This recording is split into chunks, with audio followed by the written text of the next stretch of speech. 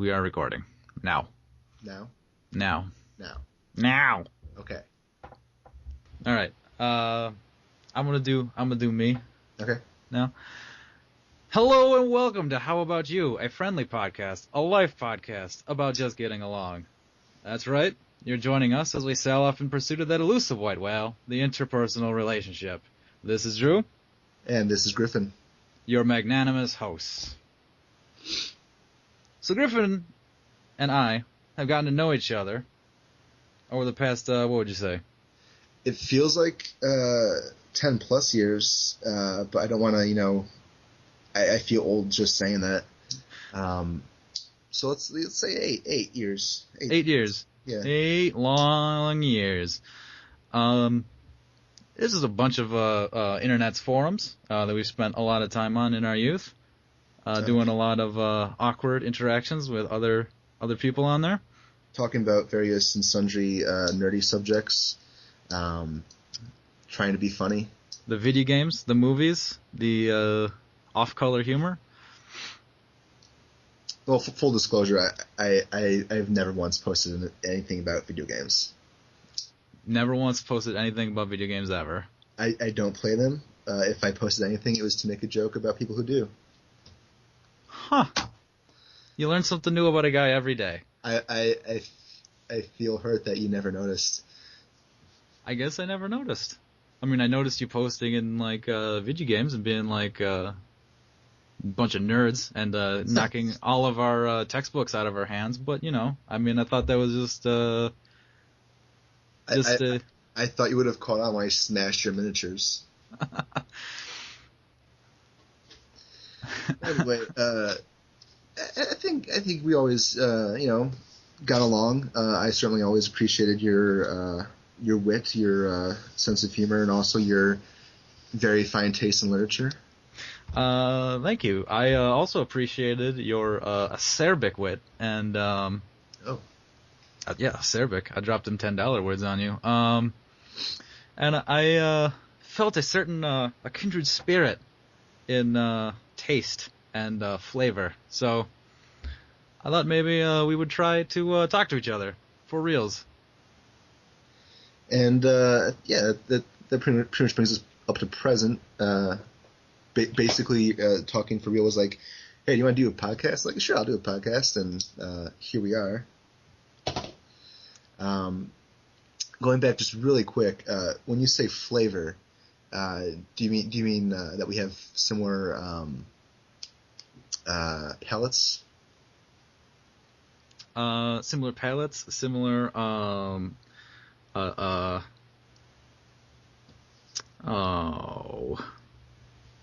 Here's what's the question that comes to my mind.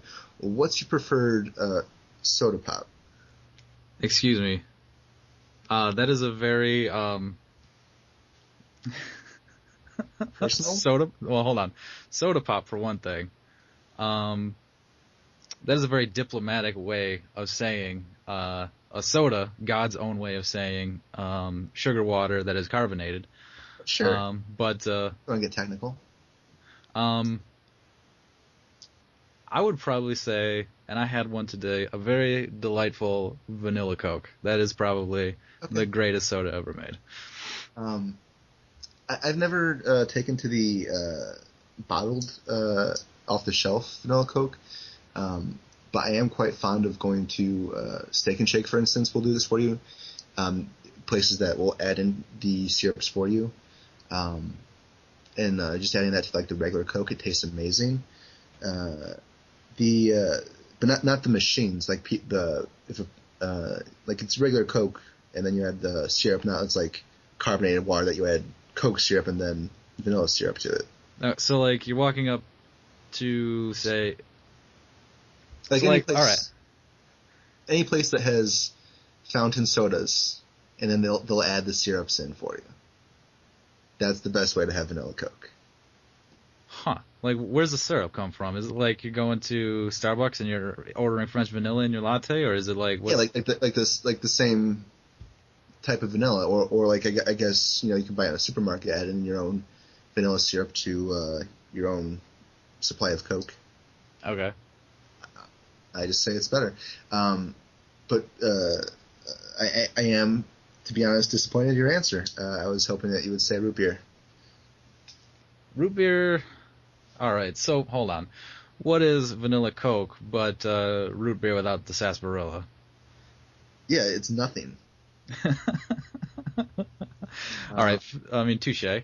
Sarsaparilla is what makes the beverage. Of late, I've become enamored with ginger beer, which is similar but different than ginger ale. It sure is. I like the Jamaican style ginger beer with the little. Is that the spicy one? That's the spicy one with the capsaicin in it. That's not bad. Yeah, it's real good. But this is not a soda podcast. I mean, it could be a soda podcast. I mean, I was aware there was a potential danger, I guess, of us going off the rails talking about old English Anglo-Saxons or Doc Holliday, but I didn't think we would immediately find something to go off the rails on. Baby, you gotta get on the rails before you can get off the rails. But soda pop. Is that the way you say it? I was I guess saying that to be generous for our listeners. I mean, you don't want to turn anybody off because if they say pop or if they say soda. I just don't want to confuse anybody. I was, I mean, I always grew up with pop. I went to when I was visiting my sister at college one time in southern Indiana, and we were at the food court, and I went to get a refill for my drink, or not a refill for my drink, yeah. And I went and asked the guy, hey, can I have some pop? And he's like, what? I want to get a pop with my meal. And I was like, what? It's like, I honestly couldn't tell you how long it took before we realized that what I was saying was his soda. Mm. But I can guarantee that it was too long. Yeah, it's kind of the same here in upstate New York. There are different territories that go by pop or soda pop, and like it's very territorial. When you walk in and you say pop, it's like you just stepped into the wrong neighborhood, son. Like, what are you even doing with your life? Oh, speaking of which, since I've moved here to Ohio, I think the first night I went out, we went to the comedy club, and I ordered a Pepsi, and like everyone freaked out. I was like, "You're getting a Pepsi?" It's like, "What kind of asshole are you?" It's like, if you're gonna get anything, you have to get a Coke, a Diet Coke, I guess, if you have to, but a Coke. And I just could not believe the brand loyalty. The brand loyalty in Ohio? Well, they know how, at least in that particular comedy club, where all the comedians immediately turned on me. It's like, were they fucking with you, or is it kind of like a serious thing? Like, I mean, you drink Pepsi in here, boy? I mean, I'm sure they were playing up being comedians a certain amount, right? But the ubiquitousness, how ubiquitous, how across the board that'll work. It was, and also how like immediate it was to people who weren't in on the joke, and we walked away to a different area, and it's like, oh, my partner was like, hey, by the way, he's having Pepsi. Like, what? So obviously that's either a running joke or like a known thing, like you just don't get Pepsi, which I find really odd because there's like a Pepsi plant not a mile from that comedy club, and to my knowledge, 0 Coke plants. All right, here's the thing. Either one of those two possibilities are both equally beautiful. Like, on the one hand, okay, if that whole entire comedy club, that entire group of people are so dedicated to the idea of Coke that they're gonna fuck with you just because you decided to walk in and order a Pepsi? And be like, no, you're wrong, fella. Now, order a Coke or get the hell out. The other hand, if they're that dedicated to a stupid joke about brand loyalty soda water, That's some dedication, and that everybody's kind of in on it, and it's a big social like. No, Well, we're gonna mess with somebody who orders the Pepsi and I'm just the now Pepsi. starting to wonder if like that Pepsi plant just like has a horrible reputation, and it's turned everyone in the area off of Pepsi. Oh, that's another. Yeah, maybe it is that. Like, oh, they went through a layoff 5 years ago, and now nobody drinks Pepsi. Yeah, I'll have to look into that. Um, Although I do want full disclosure, I ordered Pepsi because that's probably what was available. I'm not a fan of not to sound like just too much of a rebel without a cause, I guess. But I'm not a fan of pretty much most commercial huge major brand sodas. I prefer the uh, smaller ones or lesser known. Craft soda guy.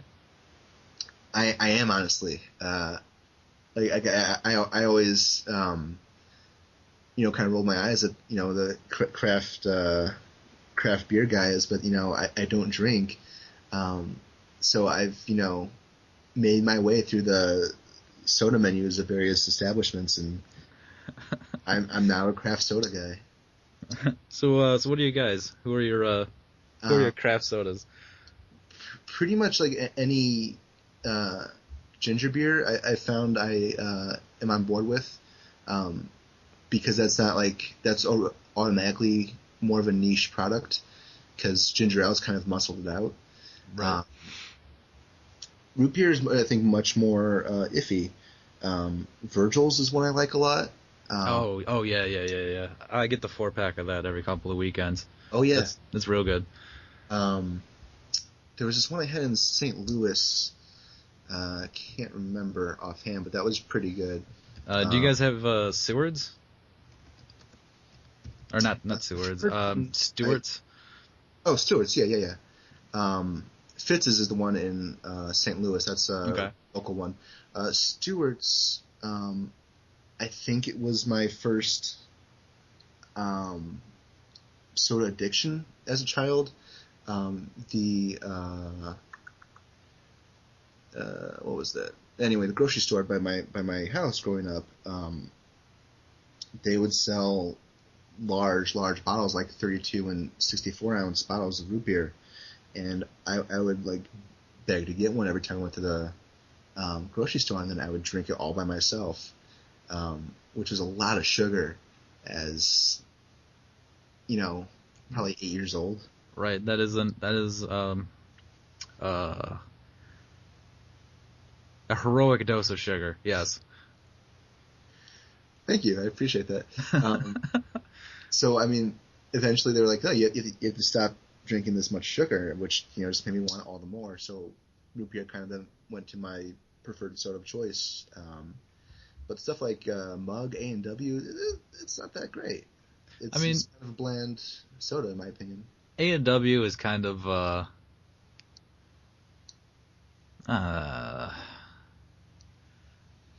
to put it into terms of beer, it's probably the Yingling of the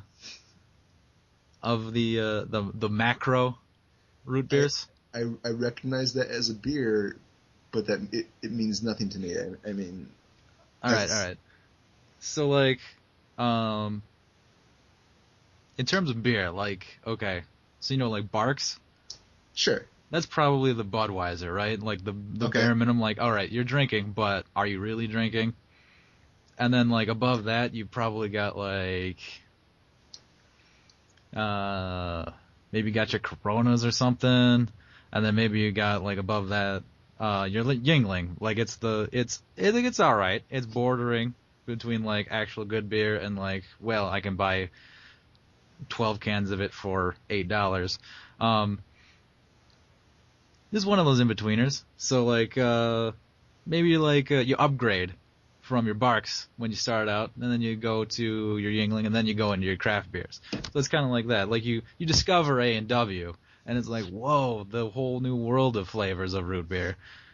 And then you find out later that there's this whole other craft scene of root beer, and you start digging into that. Getting into your Stewart's, your Saranaks, your Yeah, what did you say? Fitz? Fitz's, yeah. Fitz's? Virgil's. Your Virgils? I guess IBC would be up in that class. That would be like I guess the PBR of root beers, where it's not your dad's root beer, but it's a decent root beer. It's your grandpa's root beer. Yeah. Yeah. Definitely.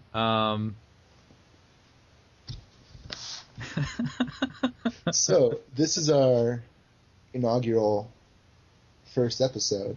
This is our inaugural first episode. We've just spent several minutes talking about, several tens of minutes talking about soda. Do you have a clock there? I do have a clock, yeah. How long have we been talking about soda? It looks like about 15 minutes. Okay, so 15 minutes unplanned on soda.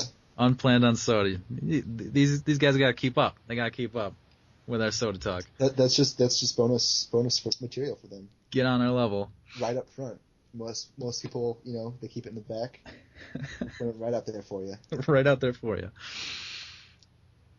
So the point of this podcast, I guess, is we're commodifying the fact that we've talked a lot over the past several years, but we don't necessarily really know each other very well, and we're still kind of navigating the line between knowing each other as oddly named usernames on internet forums, or little pictures for avatars. I'm sorry, I started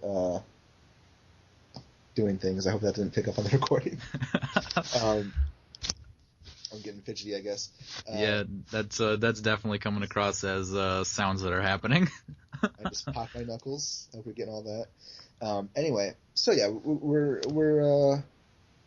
trying to make art out of the everyday, out of the mundane, out of our awkward, feeling along of getting to know just who this other guy is, and have I, invited into my life just a crazy person? Probably, but that's something you gotta deal with that in your own time. But yeah, like we hadn't talked to each other before, last week, right? Pretty much, yeah. That's the only time at length we've talked to each other about our lives, and our I guess real hard facts, as opposed to just trading barely windy banter about the newest Coen Brothers movie. Right. Yeah, like for the longest time, I believe I've told you this, but I read your posts in the voice of Bobcat Goldthwait, and I'm not gonna say I'm disappointed, but I might be a little bit disappointed in the bassy tones that you're delivering. You're not the first, you're not the last. I'll say that much. One of my former managers started calling me Mr. Velvet because of how well I could do the like the announcements, like hey, the store's closing, so get out. But better than that, obviously. Hey there, all you lovely customers. We're gonna be closing soon. You should probably make your purchases and leave the store as soon as possible. Thank you and good night. I assume that's what you sound like when you're closing down the store. I could be wrong. Were you throwing intentionally a southern twang in there? I was intentionally throwing a southern twang in there. I just don't know if you're doing that, for the art of it, or just because you assume that's what I talk like. Look, man, if you're gonna be smooth midnight cowboy closing down a store, I think you're gonna throw in a little southern twang. All right. Do a little McConaughey. Little McConaughey. Hey, McConaughey to all our customers. Hey, we'll be opening up at 6 a.m. I'll be standing up on the top. We're gonna watch the sunrise. All right. I'll say one thing about our customers. I get older, they stay the same age. That's not true. Our customers were a wide variety of demographics. That's not true. Our customers age at the same rate as everyone else. Yeah, they are not, chronological anomalies. Um, yeah, I apologize. I have never. You've mentioned that before that you thought I sounded like Bobcat Goldthwait, um, which I think was actually the first time that you said that was the first time I like searched on YouTube, Bobcat Goldthwait. Oh, really? Yeah, and I was like, hey, I guess I could see that how someone would think I would sound like this guy. But I apologize. I've made no attempt to form an impersonation. Maybe keep up good behavior, and we'll see if I can deliver on that. All right. I will maybe possibly hold you to it. Um, Maybe I should mention I have walked past Bobcat Goldthwait on the street once, and I mistook him from Danny DeVito at a distance. I even proclaimed to my friends who I was walking with, "Is that Danny DeVito?" And then one of the guys that Bobcat was with, a very, very prominent actor and artist in Chicago, gave me a weird look. So I don't know if it was just that he heard me. It was like, is this? I don't know what he thought, but he gave me a look, and I quieted down, and I kind of bowed my head as I passed. So I have been in, you've been in the presence of greatness. Is that what you're saying? I've been in the presence of Goldthwait. I'll say that. All right. Fair enough. Fair enough. Like I said, I'm not familiar with the man's body of work extensively. You've never seen such incredible family films as Police Academy and Police Academy 2? I think the most is I've probably watched clips of Michael Winslow. Are you shitting me?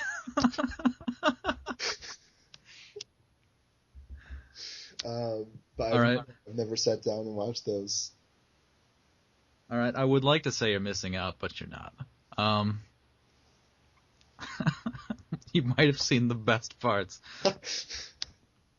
Certainly the most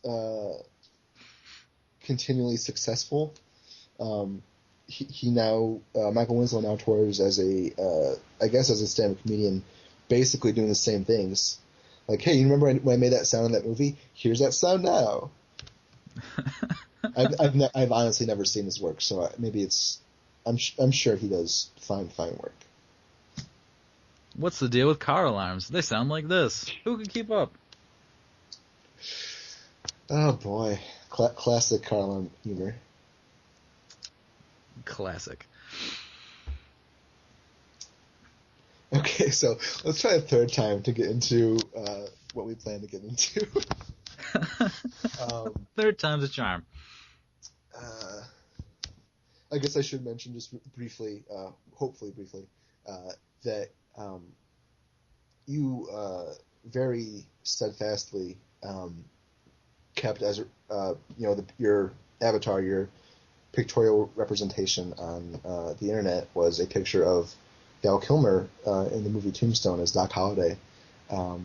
So I did come to associate you with a certain genteel Southern twang and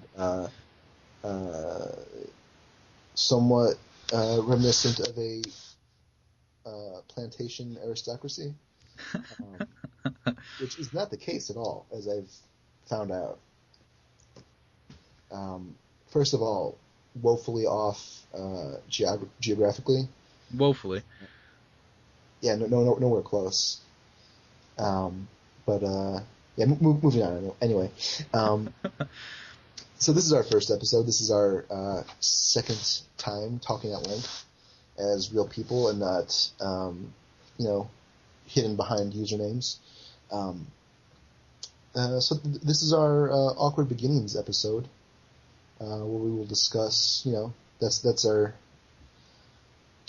first impressions, those failed witty remarks at wooing the opposite sex in your opening line of dialogue. Um, hmm. Yeah, it took me approximately 23 years to learn how to do that.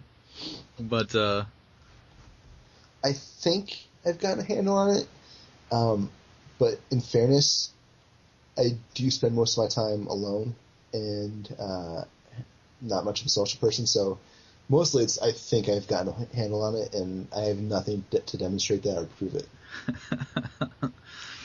well, I mean, it's all gonna come together. It's all gonna come together in the end.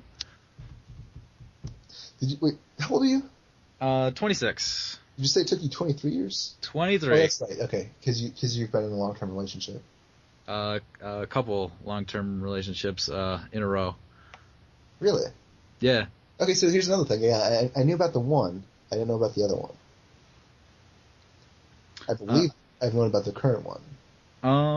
There have been 3 very lucky ladies. One lasted approximately 3 months. She was the first. Wait, so you're... I mean, I guess I don't have much over 3 months, so I can't really comment, but that you're counting that as long-term? I mean, it doesn't count quite as long-term, but it was the first girlfriend. So, it counts. Sure, absolutely.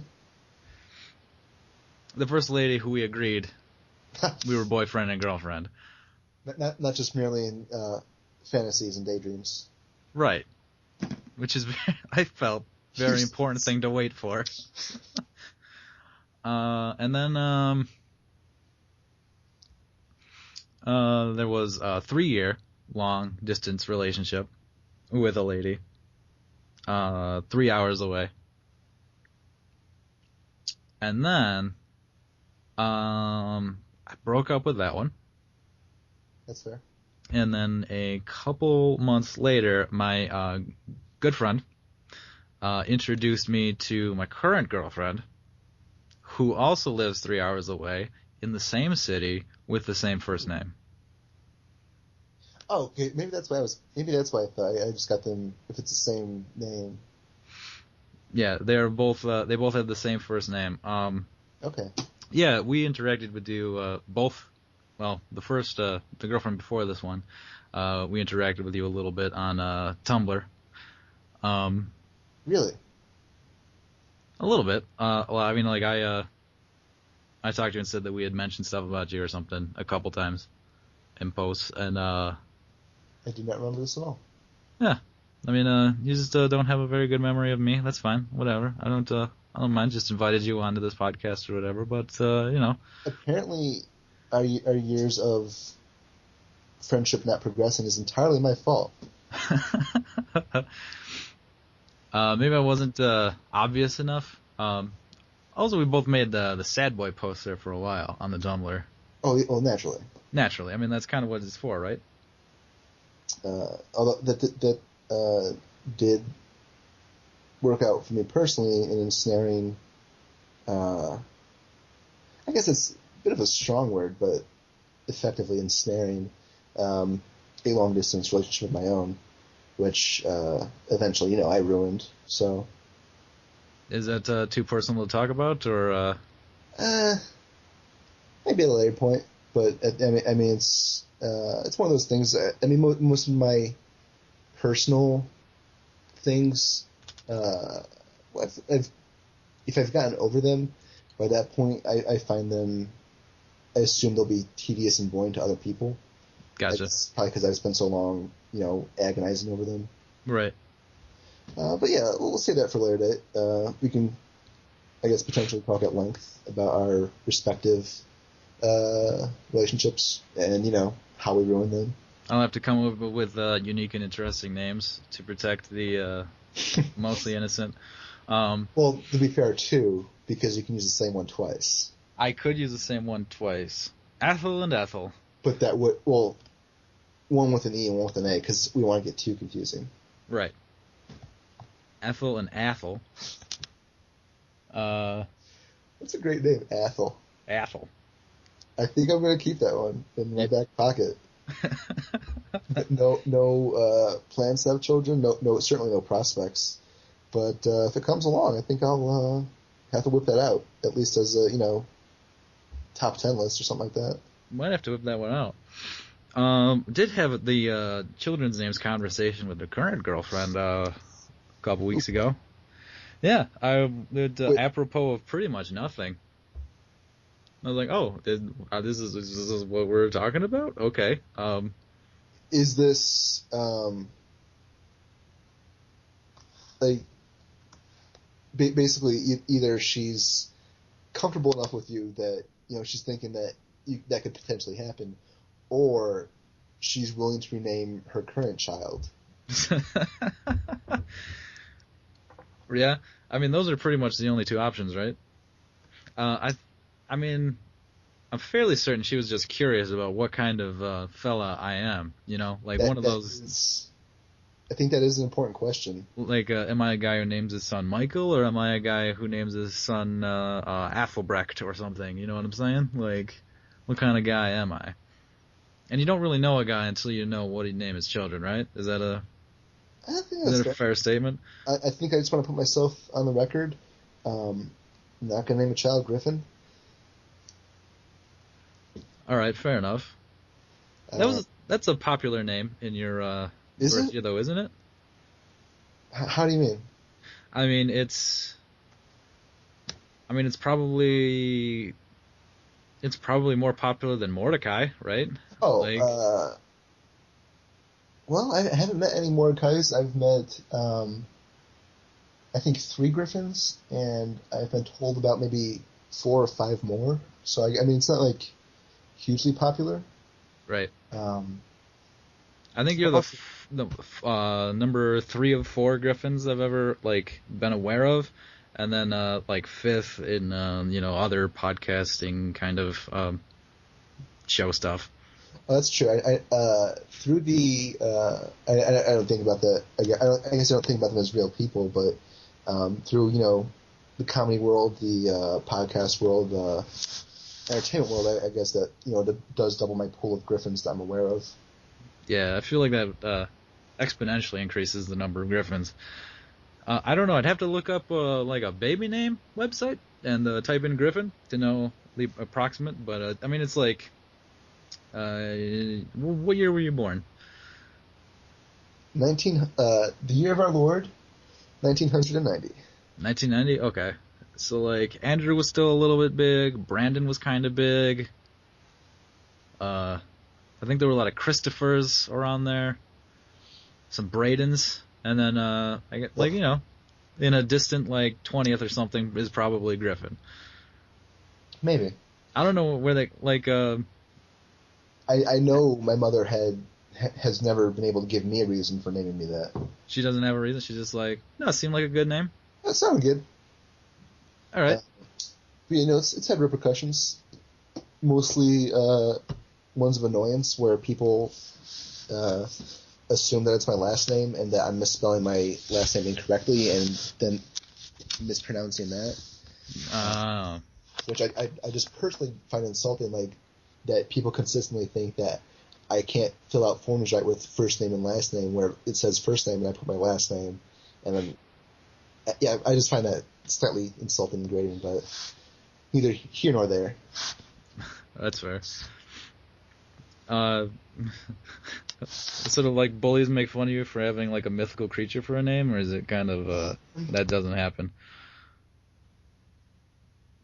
There was one guy in high school, that he knew. I think for the most part people didn't know what that was, or that it was mythical.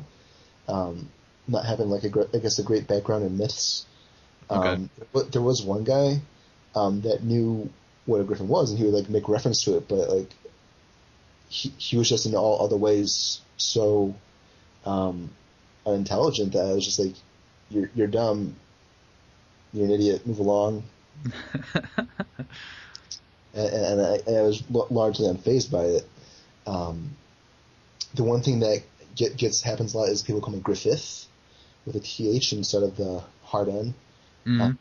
Especially growing up where I did in Northwest Indiana, where there's the town of Griffith, and then it just got to the point where it's like, I'm not going to bother correcting you that you can't like read letters.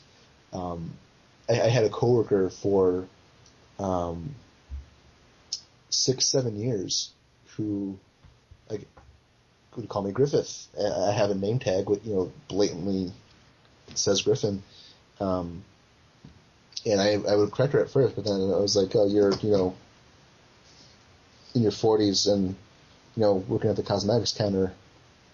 Maybe I should just give this up as a lost cause. I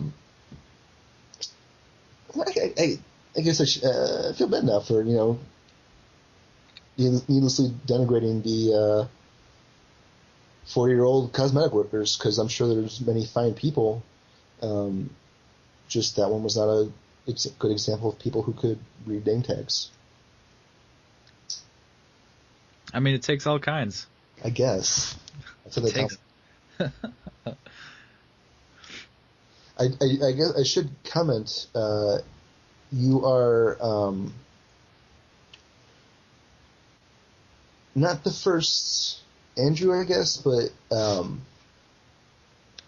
because but the majority of Andrews that I know, and I apologize, I know you prefer Drew, but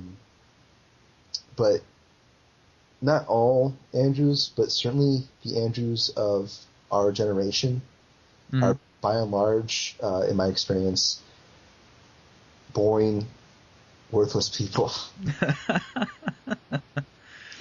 And I feel like you're a refreshing exception to that. I mean, it is for fellows of our generation. It is kind of the male equivalent of Sarah, I think. So boring, and everyone kind of has a name. Oh wow, that does work for Sarah. If I'm thinking about it. Never picked up on that though.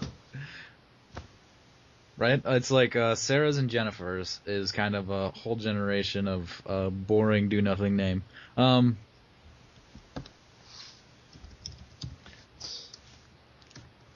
think I do want to go on the record as far as the name thing goes. I'm up for like a solid, strong name for a first name, like say Alexander, Michael, something like that, and then for the Aberforths and whatnot, that's a good middle name. Yeah. I mean, you'll want that to like distinguish him from the other millions of people out there, or I guess potentially, if your child becomes a serial killer, you want them to be as distinct as possible so that other people with that name don't get confused and then needlessly vilified, such as Michael Bolton in the Office Space movie.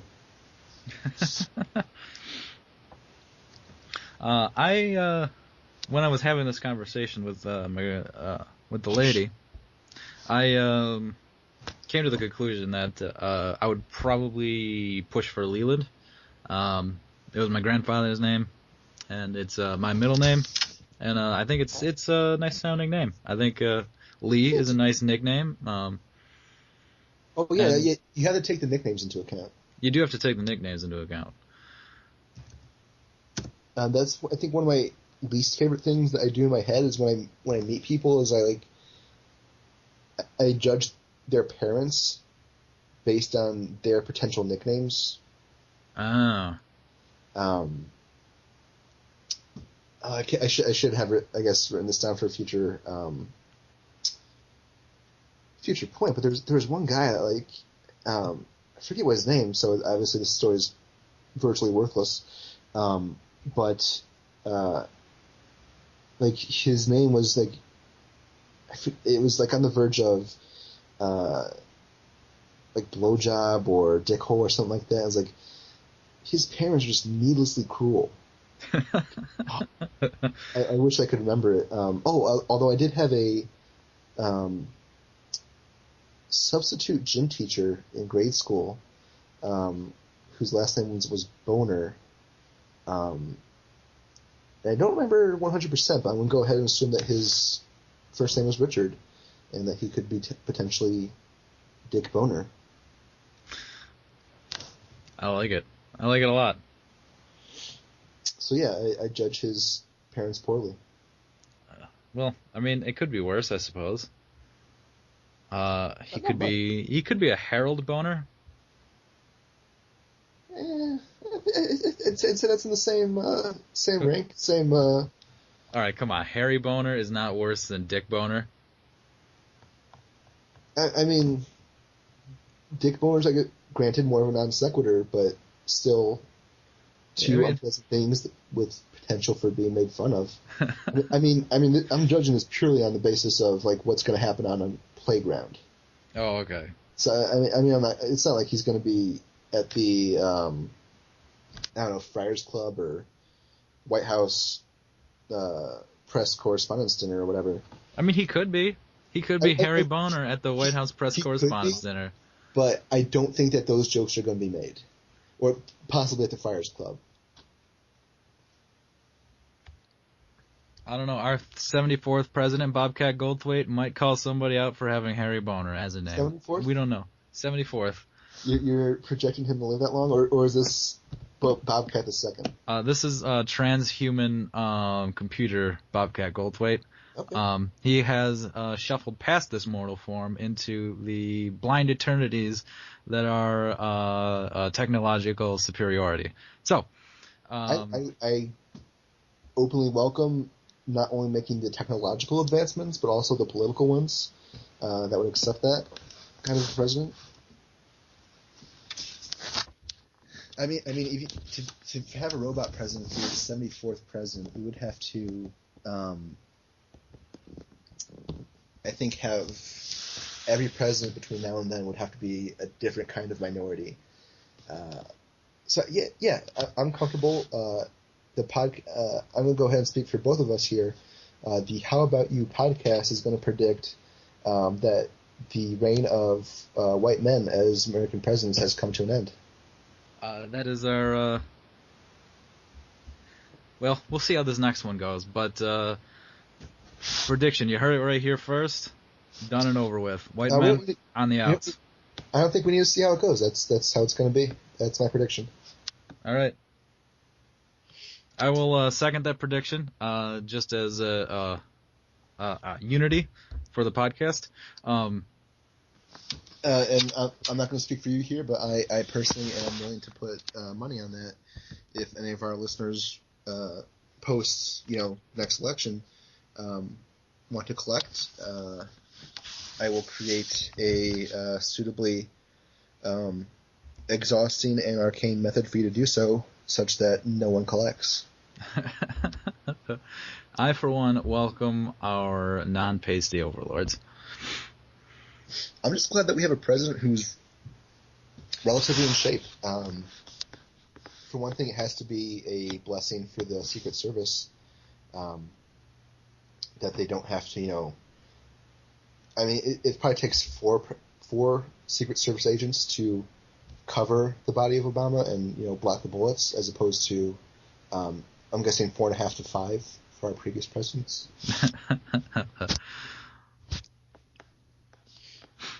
Is that why the secret government didn't let old Ted Kennedy win? Possibly. Or was it straight up the murder charge? Well, little column A. Little column B.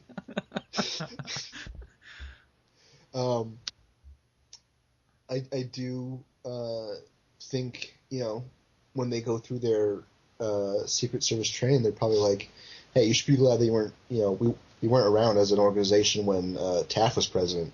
It would have taken 7 or 8 of us, not just to cover him, but then also to carry him. We looked like a bloomin' Greek phalanx walking around Taft. I think that was one of my favorite, as going through school, as we would always go through the presidents and get to Taft, just picturing him getting stuck in a bathtub, which was basically the only fact I've learned about Taft. That he was, heavyset, spent time in his bathtub, and did some amount of presidential activity from the bathtub. So take that as you will, as a testament to our educational system or to my memory. Right? I mean, there's a whole lot of blank spots in knowledge of our presidents. Like, what did William Henry Harrison do? Oh, absolutely. Um, Zachary Tyler, I don't know anything about him. Literally nothing. Although I guess he will make me reconsider naming a child Zachary, being that it is of presidential worth. William McKinley. He Teapot died, Dome scandal? he died in office, didn't he? I think so. Was he assassinated or pneumonia? See, even the few presidents that died in office, it's like 4. Like I can barely distinguish between them. Right? I mean, George Washington, okay. Thomas Jefferson, nailed it. Then there's a whole bunch of blank spots. I mean, John Adams, I think. yeah, then John Adams, and then John Quincy Adams. Were they in that succession? They were not in that succession. Okay. There's a couple in between. Okay. But blank spot. I was once at a journalism camp, and there was a guy, a boy, I guess, who could name all the presidents, and I think that was the point where I stopped trying. I mean, all right, like, I feel like if you can name all the presidents, that's the same like feeling I get for a guy who can name pi out to 100 digits. I'm like, Well, yeah, okay. He made the fair point that it made history easy to remember and break up into, I guess, discernible chunks. Pi, on the other hand, like past, I think, what is it, like 8, 10 digits, like you can calculate the size of the universe. There's literally no practical need for it other than showing off. Right. Also, past a certain point, you can just make it up. No one is going to, unless you're in the same bar as Kim Peek, no one's going to call you on it. Also, Kim Peek is dead, I believe. I am not aware of who that is. Kim Peek was the basis for Rain Man. Oh, okay. Gotcha. And by all accounts, a very nice gentleman.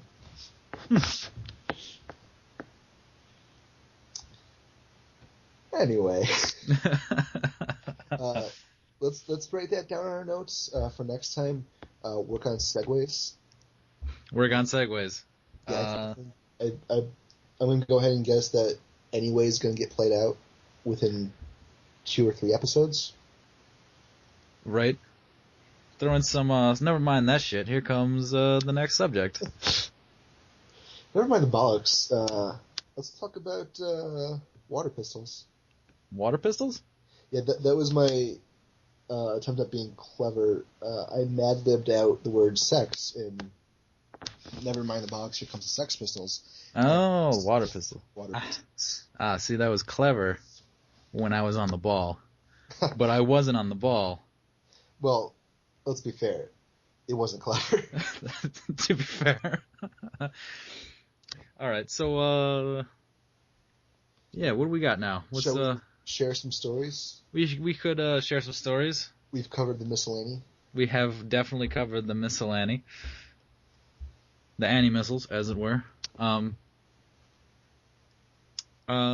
So who's sharing first? Well, I'll go. You go. So yeah, in keeping with the theme of awkward beginnings, first impressions, for a large portion of my childhood, pretty much every interaction I had with somebody was crippled because I had absolutely no ability for facial recognition, to the point where I had no ability until I believe the age of 11. I could not discern between Ben Affleck and Brad Pitt whatsoever. Never mind, they generally had different hair colors and pretty much always had completely different facial structures. And I don't believe they've ever been in the same movie together. Um, I was not able to tell the difference between them.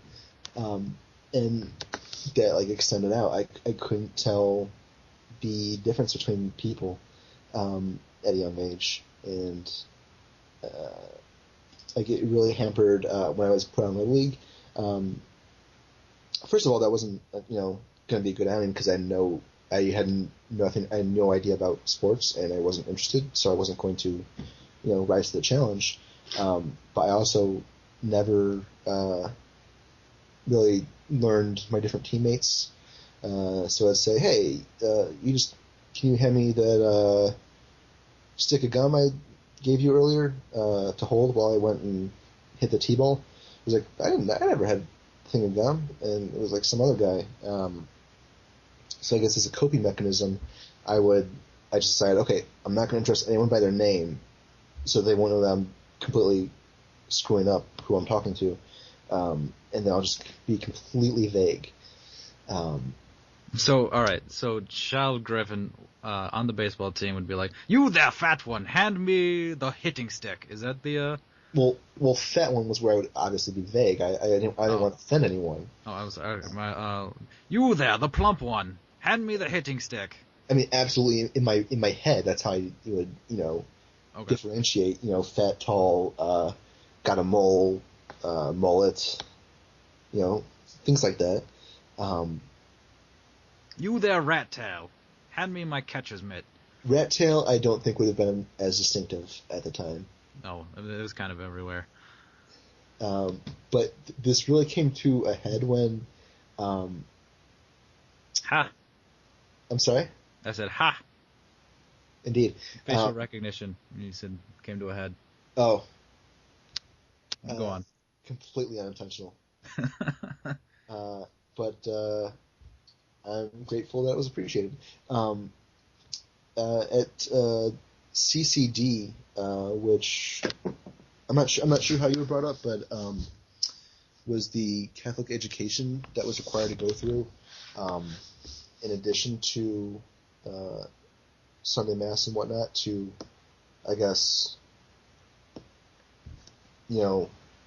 complete all the become worthy in the eyes of the church, more or less. That you've put in the work, right? We can accept you into our fold and whatnot. Gotcha. So during one of those classes, I think it was like the first night of a new class. So like there was some rearranging and some new people had come in and whatnot. And there was a girl there, and I was like, oh hey, that's my cousin. That's weird. I thought she lives town over, doesn't go to the same church. But okay, sure, whatever. So I sat down next to her, and I was quite. I was like, "Hey, how's it going? It's good to see you. You look good." And she was kind of seemed shy. I was like, "Oh, that's natural, She's in a new class. She might be embarrassed to see me. So be nice. I'll make her feel comfortable as her cousin. I should obviously welcome her into this new place for her. Come to realize it's not my cousin. It just happens to be another girl who was I'm going to say 9 at the time, and brunette. And that was the most forward I think I was probably for the next 10 years with a member of the opposite sex. And completely unintentionally. Oh, man. Not to say that I would be forward with my cousin, but, just be out and out friendly and, go straight to sitting down next to her and talking to her. Not something that was repeated for a while. So that's I don't know if that's the point where I started okay, I got to figure out what's going on here with people's faces? I got to pay attention more. Or it was just the point where it's like, oh, this whole not paying attention thing, being vague and hoping things work out, it's not working out. But at some point it clicked, like, oh, this is what this person looks like. It's obviously not that person. I got this. I can at this point tell the difference between Brad Pitt and Ben Affleck. For one, Brad Pitt has been by far a more consistent in deciding which roles to take, if nothing else. Yeah, if nothing else. Although he doesn't have a Oscar, I believe. I don't believe so, not yet. I'm going to check that because now I'm curious. He has been in some good movies, so I mean it's possible. And he does have a big. Him and Mark Wahlberg, I'm seeing a lot more of their. What the hell? A lot more of their names as producers. Yeah, definitely. Although, all right, so... Okay, yeah, just to throw this out, there's a, for instance, he was apparently connected with the Departed in some way, which I don't recall him at all in the movie, so I'm assuming as a producer. Must be. Although, all right, before you, find it, if Brad Pitt were to have won an Oscar, what movie would it have been for? I mean, he certainly could have had some supporting roles. I would have thrown him out there for probably something like Burn After Reading or 12 Monkeys. I think Benjamin Button was up there. Probably also Moneyball. Those are both popular and critically accepted. Yeah. So it seems like a good shot. You think you got a nom for River Runs Through It or Legend of the Fall? I honestly couldn't say. I don't know. I'm not aware of how those were commercially or. I mean, I'm pretty sure they're well regarded critically, but I don't know how what the reception was. Right. Robert Redford, he had I forget what it's called, but he just had a movie come out where it's just him on a boat for 90 minutes. And I'm pretty sure they had no press whatsoever, but he has been in so many movies that were across the board hits. Right. I would also put Brad Pitt up there for Killing Them Softly, which, while admittedly the first time I watched it I was disappointed because it wasn't what I was expecting, but that's my fault for expecting something and judging it harshly because of something I did and not because of the movie itself. It's a very good movie that I enjoy watching several times since. Fair enough. Were you asking that question as, do you not think that he should have the Oscar, or do you have movies what would you put him up for? Well, I mean, I was just curious, of his oeuvre, what movie do you think he deserved the Oscar for? I was just curious which one, what's your Brad Pitt movie that you think he did he fucking killed it in? That's really the question, Okay. Brad Pitt, what movie? He's been in 7, but I don't think that. I mean, he was good. He was one of the weakest links of 7, I think. I wouldn't say weakest link, but that was carrying anything or standing out that much. Right. I mean, all right. I say weakest link, but every link in that movie was so strong that the weakest link is still. Sure. But I would say best supporting actor for a True Romance. In which he never leaves the couch. That's right. Yeah, I keep forgetting keep forgetting everybody's in that damn movie, And he's been working for a while. He's 51 now. right? So I mean, he's been around, 'Cause I and was I was gonna be a prick and say leading actor, the Mexican, but I that don't that know. was his Geely, wasn't it? Not quite his Geely. That was Mr. and Mrs. Smith. I think. Well, I think that was less to do with. Oh no, I guess that is the same scenario. That's pretty much identically the same scenario, or not identically, but very close. Where the tabloids and the quality of the movie kind of bled together. Right. Uh, Um. What else you got? I mean, Babel was good, but I mean, he wasn't like the shining feature in that. So. haven't seen that one, but like Assassination of Jesse James. Oh, yeah, dude, you were preaching to the converted. Yeah, that was so I good. mean, that's a good movie. He did good in it, but I don't think. I think that's probably like less well known than Tree of Life. Oh, right, yeah.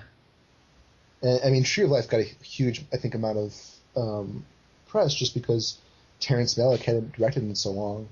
All right, real quick though, back to Assassination Sure. of Jesse James. How well did Casey Affleck kill it in that movie? Oh, well, he killed it both literally and figuratively. Seriously. Yeah, like he was so good. Um, which I think that's a case of showing that talent isn't necessarily genetic. Um, which not to besmirch Ben Affleck at all. They just happen to go in different directions. Right. Um, and I personally find Casey Affleck's eyes so much more soulful and easy to gaze into. Whereas with Ben Affleck, his eyes, I just feel, are constantly judging me. Yeah, but I could stare at that chin for days. Crack an egg on it. Fair enough. And you will be seeing plenty of that chin soon enough in whatever they're calling that next Batman movie. Yeah.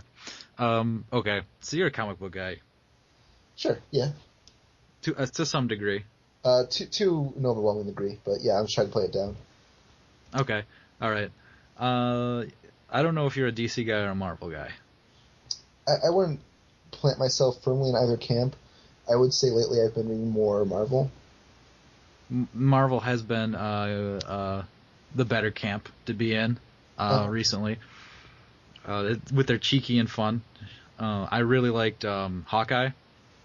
Yeah, The run on that's good. Hawkeye. It was real fun. I haven't But finished that. I finished that. okay. But Man of Steel. The comic book movie for Superman. The movie, okay, the movie, yeah. Yeah, the movie. Did you watch it? Um, Probably. I honestly, I don't think I can distinguish between which reboot that was. Was that the more recent one? That was the most recent one. Okay, yes, I have seen it. All right. What'd you think?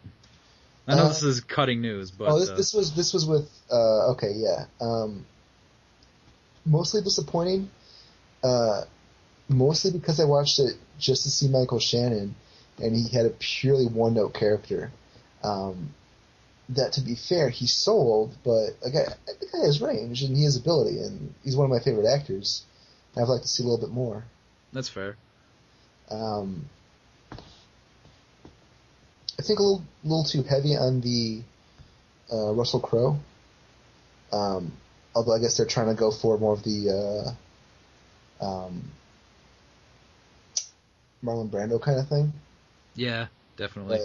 But he wasn't really my favorite part about those earlier movies either. And I don't think I mean Russell Crowe's a draw, but I don't think people are going to see Man of Steel just because Russell Crowe's in it. Right. I mean, if you want to put Russell Crowe in your Superman movie, like make him not Zor-El. I wonder how he would do um, as a villain. Although I don't think he's ever played a villain. Has he? Has he ever played? Yeah, he played oh boy, yeah, he did play a villain in is it Winter's Tale? Have not seen that. Yeah, he played some kind of Okay, so Will Smith is the devil, like Satan, just Okay. straight up Satan, and who has as a lackey um, Russell Crowe, and that is the best thing I could say about that movie. Everything else pretty much sucked. How does that work? What do you mean? Like, How does that work? is Russell Crowe like this simpering, following at Will Smith's heel? Is he like some guy that Will Smith sends out to take care of stuff so that he doesn't have to? All right, so Will Smith is the literal devil, Okay. but um, Russell Crowe has to go to the devil, the literal devil, for permission to do stuff. Okay. So it's kind of like asking for favors. So it's kind of like the devil is the Don, and there's like a Godfather kind of scene where it's like Okay. So he's the Sonny. he's essentially the Sonny. He is the Sonny Corleone. Yeah, literally all I know of that, well, until now, all I knew of that movie was a friend's mom described it as, I think, as something that a badger would leave in the garden. That is not an unapt description, I think. I don't know what that means, but it I sounds right. assumed, some form of shit. Does a badger poop in the garden? I mean, all right. I'm not familiar. I've never encountered one outside of the one in the Willows. Or is it a horrible mess? I don't know. Maybe I don't Yeah, know what badgers do. probably a little bit of both. Column A, column B. There is a scene where Colin Farrell rides a Pegasus for a while in New York. Is it dreamy? It is a little bit dreamy. I could watch that. I mean, it sounds like it's some sort of update of Legend. It is not Well, quite. not literally, but like, I guess, effectively. I mean, probably a little bit. It has a little bit of a legendy feel. And I mean, what is Will Smith but the modern day Tim Curry? So none of that statement was true. But I would. You know what? I think a reboot of Clue with Will Smith as in the Tim Curry role, I think that could work. I mean, yeah, Well, that's genius. Why is it not being done right now? it could be done like with 6 degrees of separation, Will Smith, I think, and not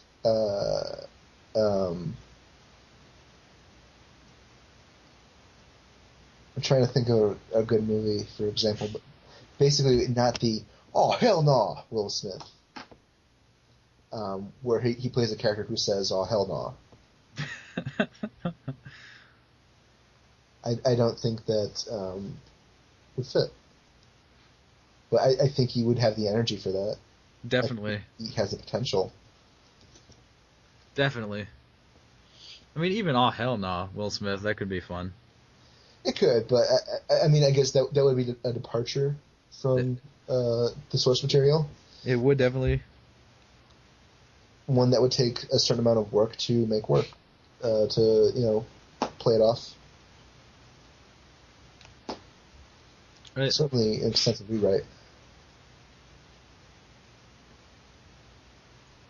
So we jumped topics again, but back to sharing stories. What you got? Because now you gotta live up to mine. Mine gotta- a showstopper of a story. So I don't know if you know this. I was homeschooled from Really, kindergarten up until I stopped doing high school at the age of 16. I have to say you are by far, at least as far as I can tell, the most well-adjusted homeschooled person I've ever met. I get that a lot, and I've met other homeschool kids, and you're not wrong. Um, but yeah, so full what is that? 10 years? When do you start? When do you start kindergarten? Like That sounds about right. 4 or 5? I, Up until 16, and then I just went to community college and did all that stuff. But because I was homeschooled, I didn't have like a real gauge on like style or how to have my hairs done. So I had several bad habits. Like I would wear boxer shorts as regular shorts. I think that's an easy mistake to make if you don't have any basis. Right. So I'd have my briefs underneath some boxer shorts, and I also had long feathered mullety hair for most of my childhood life, and a lot of the time I would get mistaken for being a dumpy little girl. Um, and at one point when I was 5 or so, I was sitting in the shopping cart, and this little old lady walks up, and she says, "Oh, your daughter is so beautiful with her hair and her goldeny curls." And I stand up in the shopping cart, pull down my pants, and say, "Do girls have these?" And showed her my wing wang. That's amazing that at such a young age you would have such a command over accents. I know, right? Uh, My command of accents was amazing at such a young age. I was going to ask if your golden curls extended downstairs, but obviously at that age, I don't think you're quite that hairy. No, there is no carpet. It's all linoleum at that age. I've never heard that euphemism. I know it works, right? Yeah, That's right off the top of the head. Fucking magic. Podcast magic. you're really bringing it. Stepping with my A game. So, what was this lady's reaction? This lady's reaction was a mixture of horror and understanding that she had made a mistake. And then never saw her again. Now, do you think that's because she was a complete stranger that you're mean by happenstance, or because you had horribly scarred her and she then developed crippling agoraphobia? It could be And the crippling agoraphobia. I mean, it could be that that was her sign to get thee to a nunnery. But who can tell? It could just be that I don't recall what she actually looked like, and I could have seen her several times. But I hope it did. And like each time she was like, "Oh shit, there's that little girl boy." there's a little girl boy. I better go in the complete opposite direction as fast as possible. I do not want to anger her/him. Look at Zim coming with his socks and sandals. Oh boy, you weren't kidding about the bad fashion. No, I was not kidding. I also had, when I got a little bit older, I would have the socks and sandals with the boxer shorts and then wrestling t-shirts. Well, Or I had a Triple Bear Waterfall t-shirt, which, mwah, delicious. The complete lack of class that shirt was. I say Triple Bear Waterfall. It was a bear standing on a cliff, another bear standing at the bottom of the cliff, and then another bear standing in some trees, and there was a waterfall. I gotta say, I just googled triple bear waterfall. I am Yeah. consistently disappointed. Look, man, I hope that your safe search was on, Oh, maybe that because was. triple bear waterfall is a distinctly Let me different take it thing. off. Wait, what? Okay, maybe I'll save that for another time A trip to the old triple bear water sports. because I'm genuinely confused about. Oh, wait. No, off does. It's just uh, nature. Just nature? And I don't mean like the nature of what grown men do in their basements, but trees, uh, genuine earth sign bears. Okay. Is it earth sign or sea? Oh no, here's a guy. Here's a hairy guy. He's clothed and by a waterfall. Okay. Oh, here's some guys with their shirts off, but they're jumping down a waterfall. So yeah, disappointing as far as demonstrations of the beauty of nature go, and disappointing as far as illicit search results go. So yeah, I'm gonna assume that was a bad T-shirt. Yeah, it was an awful t-shirt. Worn with a denim jacket. See, I feel like all of those things could work Separately? maybe separately, but like there's nothing that should be wrong with it. But I'm gonna assume that like colors clashed, fit was not good. Fit was not good. Did you opt towards the baggy sides of things? I did, I mean, yeah, I was a fat kid. Oh, hey, right there with you. Yeah, I think at one point I got up way up into the 300s at one point. That's not good. Nope. Not just at a fashion standpoint. Well, mostly a fashion standpoint. There's not a lot of fashion in that size range. Well, you got your, as Homer Simpson discovered, you got your quilted muumuus. You do got the quilted muumuus. You got the size 50 corduroys. And corduroys. Those are good for all seasons. For all seasons. So you're going around. I assume that the boxer shorts were under the corduroys. I mean, once I got into my teenage years, yes, that was the case. A distinct amount of flannel every day. That was another problem, distinct and separate, but Is it? I am currently wearing flannel. yeah, hold on.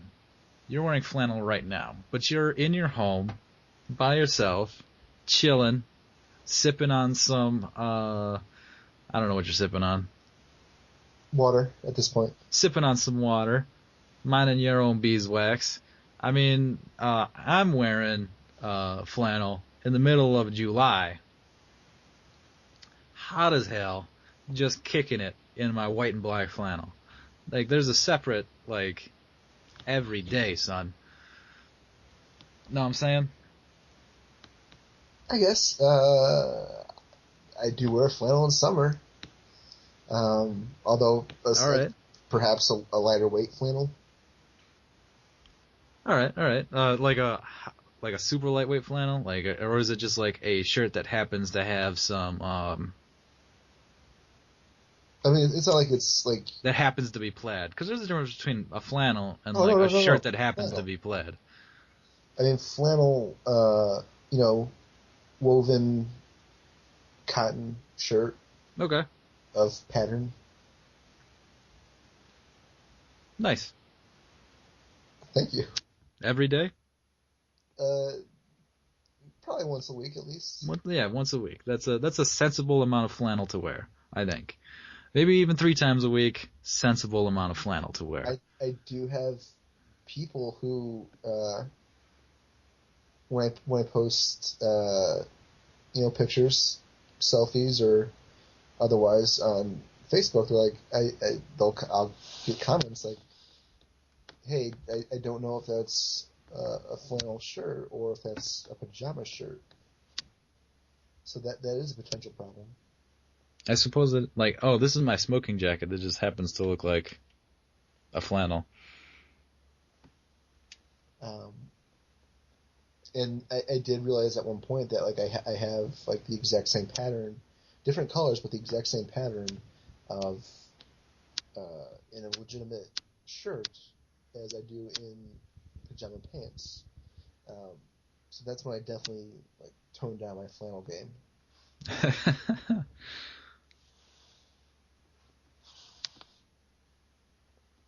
What are you clicking over there? Am I clicking? Yeah. Um, just my mouse. Sorry. Oh, okay. Gotcha. I'm multitasking. Oh, all right. Fair enough. I mean, I'm totally paying attention to your engrossing story of fashion.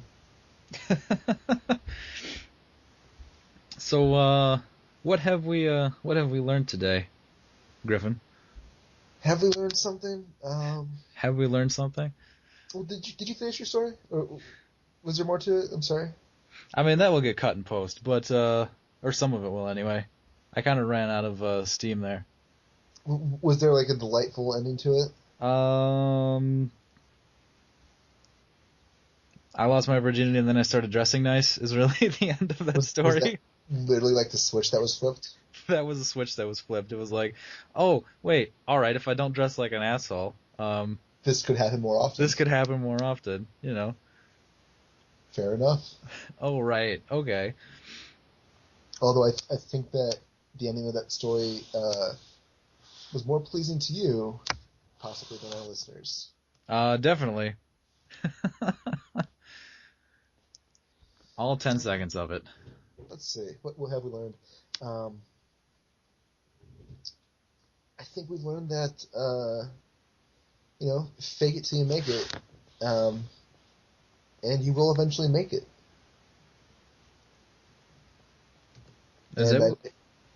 Go ahead. Is that what we've learned? Is to fake it until we make it? Well, because I think knock it out the box by talking about soda at the beginning is what we've learned. Oh shit!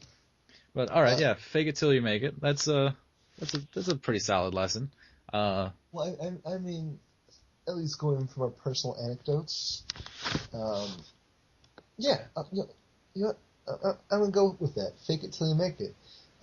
Hey, we talked about sodas. We talked about how we drink shit soda until we learn better. We talked about how I could not tell the difference between Tom, Dick, Harry, or Jane until I finally, either A, figured out,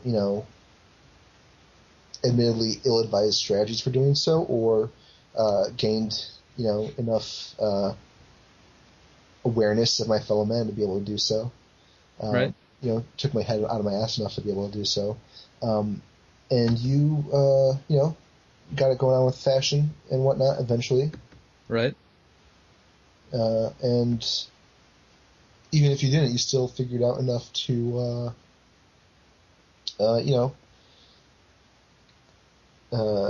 achieve some amount of success in the, dating game, I guess. Although I'm assuming you're dating, I guess, in the casual encounters game, perhaps. The Craigslist casual encounters game. Speaking of which, have you ever been on there? Oh, dude, of course. I've gone on there recently. It is terrifying. Right? At least half of them are just people asking for your sperm so that they can have children. And I guess, go for it. Save what money you can, put it towards the kid, I guess. But also, that's really like you're casting a wide net. Um, like, Right?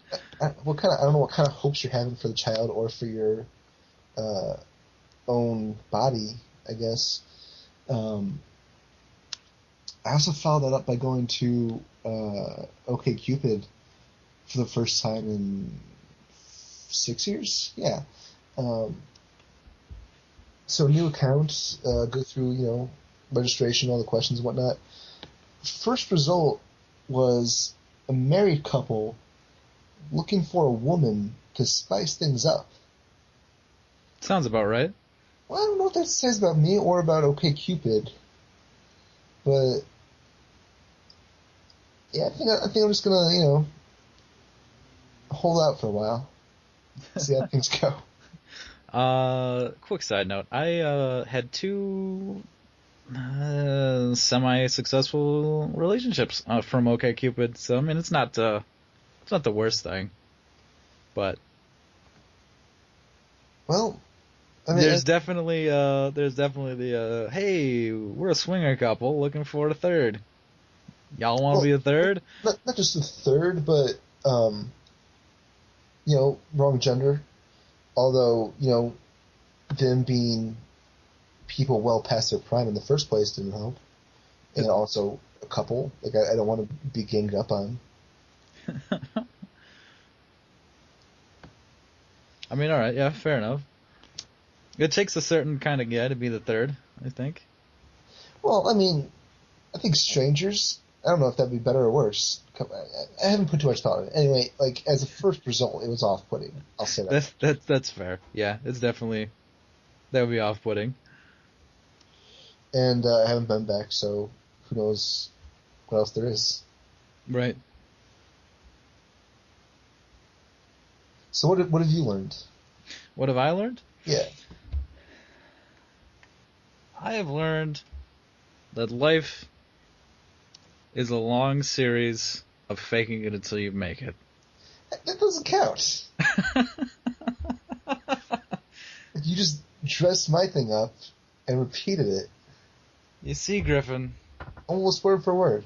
You see, Griffin. Slightly fancier. It's all about faking it until you make it. Well, I'm not. I'm going to say in this instance you haven't made it. Oh, I have not made it? That does not stand. Oh, okay. I think maybe next time I'll ask you for 2 life lessons. Oh, 2 life lessons? Okay.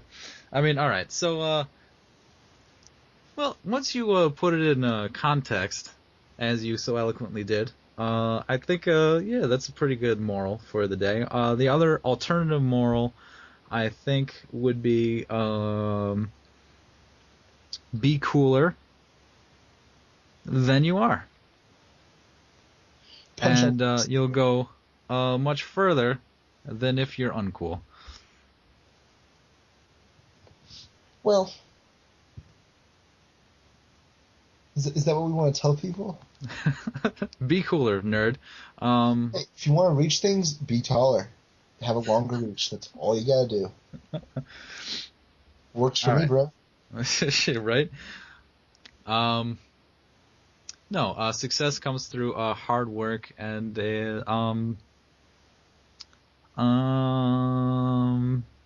Yeah. constantly striving to be more Yeah. than your current existence. And if that isn't borne out in your fashion experiments, as I'll generously call them, Generously. I think we have a great example of that in the Affleck brothers, I think we definitely have an example of that in the Affleck brothers. who are both find respectable men in their fields. Mm-hmm. One, a little more so behind the scenes, one a little more so in front of the camera. Definitely. So, until next week, for all of you who have stuck it through with us, who, for those of you who weren't put off by the soda talk, I can promise you this is not a soda podcast. So I guess potentially it'll come up in the future. Coming next week, a complete soda podcast with Griffin and Drew. But for those of you who are, tea only, um, I can promise that, we'll adjust accordingly. There are podcasts out there dedicated entirely to soda. So for those of you who enjoyed it, I encourage you to seek them out. Don't send the audience to different places. That's a fair strategy. It's like when you don't have something that you can supply to your customer. They'll respect you for telling them where they can find it and be like, oh, that guy knows what he's talking about. I know podcasts. So, yeah, I know podcasts. Mic drop. That's it. I'm done for this episode. Mike is gone. I'm walking out of the building. All right. Well, for How About You? I have been Drew. And that was Griffin. He's dropped the mic and is now gone. He has left the building. Have a week.